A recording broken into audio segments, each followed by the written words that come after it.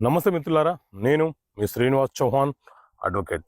మిత్రులారా, ఒక భాగస్వామ్య వ్యాపారం నిర్వహిస్తున్నప్పుడు మనలోని ఒక భాగస్థుడు మనకు తెలియకుండానే, అంటే మిగతా భాగస్థులకు తెలియకుండానే తనకు నచ్చిన వ్యక్తులను ఆ వ్యాపార సంస్థలో భాగస్వామిగా చేర్చుకునే వెసులుబాటు అతనికి ఉంటుందా?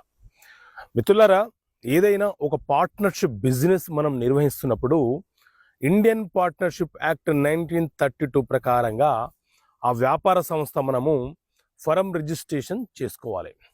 ఆ వ్యాపార సంస్థ రిజిస్ట్రేషన్ చేసుకున్న సందర్భంలో ఎంతమంది పార్ట్నర్స్ ఉన్నారో వారందరి పేర్లు, వారందరి సంతకాలతో ఆ పార్ట్నర్షిప్ బిజినెస్ అనేది రిజిస్ట్రేషన్ అవుతుంది. అయితే ఈ ఇండియన్ పార్ట్నర్షిప్ యాక్ట్ 1932 సెక్షన్ 31 ఏం చెప్తుంది అని అంటే, ఎంతమంది భాగస్తులు ఉన్నారో